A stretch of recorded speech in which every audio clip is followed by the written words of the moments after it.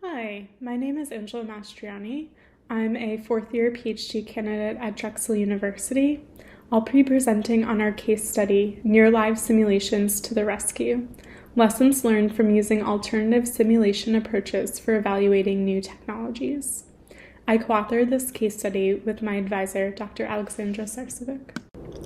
Researchers often use simulations to test safety-critical technologies before implementation. Simulations, however, can be difficult to conduct, especially when testing technologies used in team-based settings.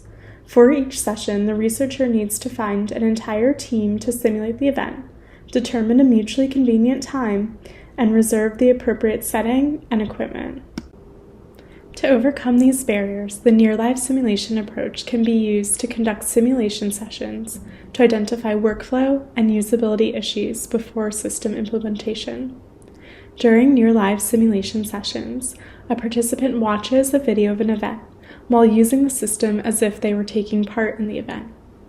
Near-live simulation sessions can be conducted remotely, which allows for system evaluation in cases where in-person evaluation is not possible, or participants need to be recruited from different geographical areas. Both in-person and remote near-live simulation sessions are especially advantageous in testing technologies that support team-based work because the system can be evaluated without assembling an entire team.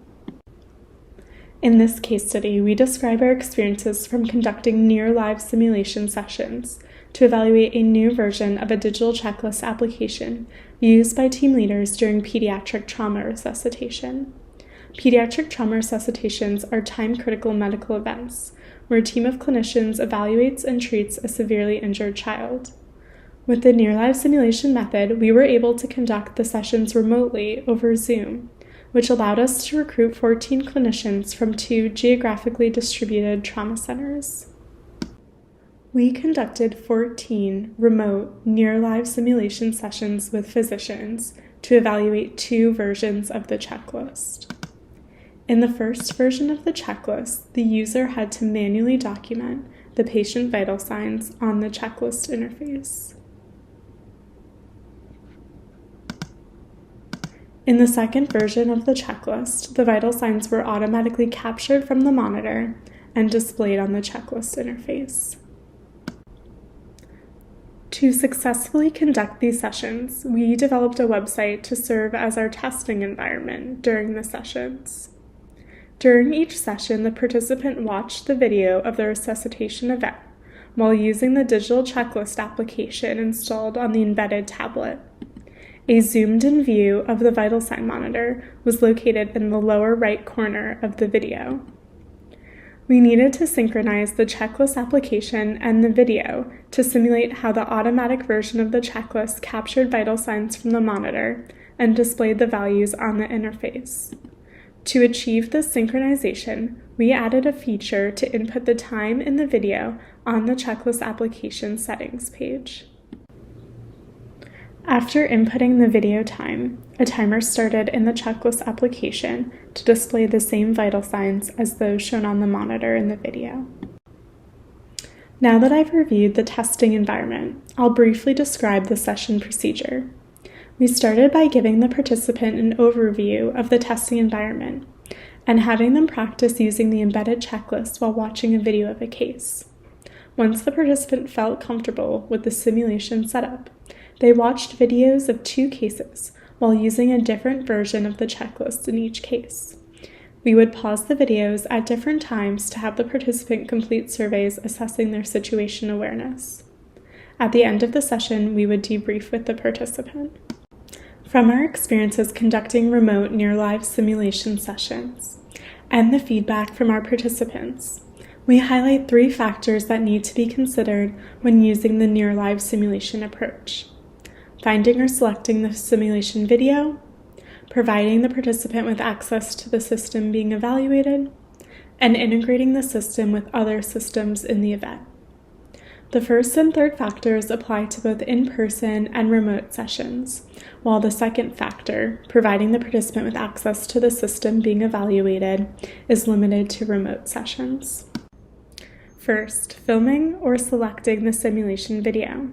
Some questions to consider when filming or selecting the video include what scenario to use, what point of view should the video be filmed from, and what systems should or should not be displayed in the video.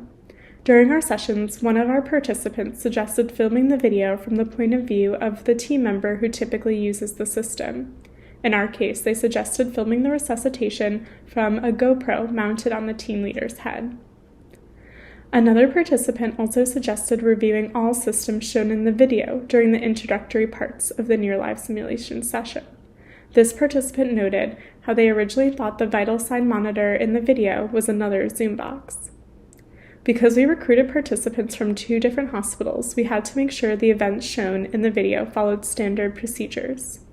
Although the team in the video followed a standardized protocol, one participant noted how the communication practices of the team differed from the communication practices at their hospital. While steps can be taken to make the event in the video more standardized, avoiding any differences between different institutions or research sites may be challenging. Another factor to consider is providing the participant with access to the system being evaluated. Some questions to consider include, can the system be run on a device commonly used by participants? Is the system easy to install and set up? How precisely do interactions and visual effects need to be tested? Because we were drawing from a limited pool of participants, we did not want to further limit participation by requiring access to a tablet that could run the checklist application. We also did not want to require that the clinicians receive and return a device with their already demanding schedules. As a result, we decided to use the service to embed the device in the browser, allowing participants to join the sessions from their own computers. We included a practice simulation at the beginning of the session to help participants become familiar with the embedded device. Although this option worked well for our near-live simulations, it had several limitations that could be detrimental for other studies. For example, because the application was embedded in the web browser instead of a tablet, some interactions were different, rendering this approach less suitable for user research that's focused on testing a specific interaction. The third factor to consider is integrating the system being evaluated with other systems in the event. Some questions to consider include, do other systems in the video impact the participant system? And does the participant system impact other systems in the event? During our near-live simulation sessions, the checklist needed to be integrated with the vital sign monitor. We found that incorporating a timer within the checklist application worked well to synchronize the vital signs displayed on the checklist in the video and the vital signs displayed on the monitor. In the checklist settings, we provided 2 ways for entering the time.